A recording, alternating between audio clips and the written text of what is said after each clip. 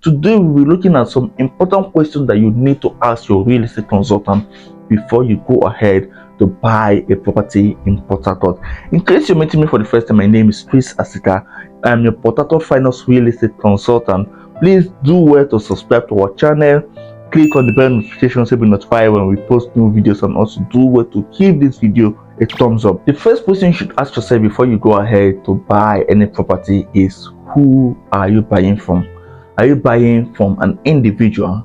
Are you buying from a community? Or are you buying from a real estate company or a corporate entity?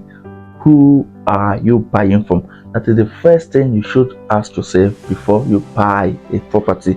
You should have some basic knowledge about the person who you are buying from. If you're buying from an individual, you should have some basic knowledge about the person. You should know how he managed to own that property that he is selling to you. If you're buying from a community, you should know which family in that community owns the land that you are buying. You should have an idea how many families own the land that you are buying, and of course you should know who is the head of the family or who is the traditional ruler of the community that you are buying from. That is if you are buying from a community. The next thing you should look out for if you are buying from a community is the head of the family or the head of the community aware of that transaction. If the head is not aware of the transaction, please take your bag and run, because you might be falling into another messy scam. Never you buy a property from a family or a community without the knowledge of the head of that family or the head of that community. If you're buying from an individual, you need to ask how long has he or she owned that property, and if that property have been contested. By contested, I mean if that property is in dispute or if someone else is claiming ownership on that property. Because if you buy a property that is in dispute or you buy a property that is under litigation, I'm sorry to announce to you that you actually didn't buy a property. You bought a court case and you are inheriting the court case of the person from whom you buy the property. Now, if you're buying from a real estate company, which is what I always advise first-time buyers and people that are not too knowledgeable about buying properties, if you're buying from a real estate company, there are specific questions that you should be asking about the company that you are buying from. And what are those questions? You should be asking the company that you are buying from, how long have they been in business?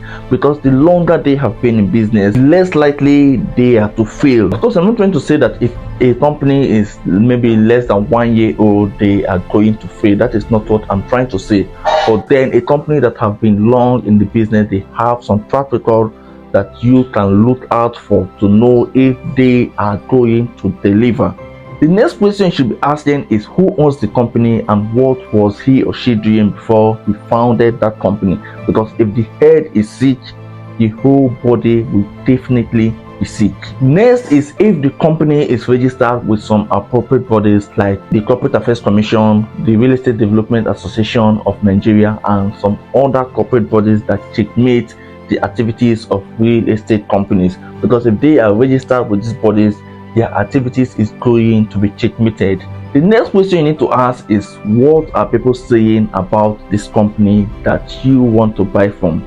The people that have previously bought from this company, what are they saying about the company? You don't need to go to the street to start asking questions, to start looking for people that have bought from this company. The internet have made it very, very easy. You just go to Google, you search for the company and you look for their reviews. That is going to tell you what people are saying about the company. Google the company in Naira land, in Facebook. What are people saying about this company? What people are saying about the company will give you a clue as to whether or not they are genuine and if they can deliver. The next question you should ask yourself is, what is the title of the land that you want to buy? Is it a CFO land? Is it governor's consent? Is it deed of conveyance? Has the land been excised? Is it a land that has been gazetted? If you hear anything excision in progress, please run away, because the land may never be excised. So make sure you find out about the title of any land you want to buy before you go ahead to buy that land. The next question you need to ask is if there are hidden charges. That is, if you pay for the land, is there any other fee that you are going to pay? Are you going to pay for the documentation? Are you going to pay for the survey plan? Are you going to pay for any other thing? In some real estate companies, they also have what we call development fee. That is, if you pay for the land, you're also going to pay for the development of the estate. How much is the development fee? It is very, very important you know this beforehand before you buy a property, because some people, they can buy a property, and after buying, the real estate company will now start telling you that there is a development fee that you need to pay, which most times will bring problem, because most people are not aware of all this before they go ahead to pay. So you need to ask if there is a development fee, and if there is, how much is it? If you are going to pay for the documentation, or if the company is going to do the documentation, or if there is any other fee that you are going to pay outside paying for the property. The next question you should ask if you're buying from a real estate company is what kind of structure is allowed in this estate. In some estates, they're going to tell you that you cannot build a bungalow in the estate, that you're only allowed to build a duplex. In some other estates, they're going to tell you that you cannot build above one-story building. That is, if you want to build two-story building, you cannot build two-story building in that estate. So you need to check out this kind of structure that is allowed in the estate, and if it aligns with what you want to do. So these are some of the important questions that you should be asking your real estate consultant before you go ahead to buy a property in the city of Port Harcourt. If you have gotten value from this video, please do well to subscribe to our channel, click on the bell notification so you'll be notified when we post new videos, and also do well to give this video a thumbs up.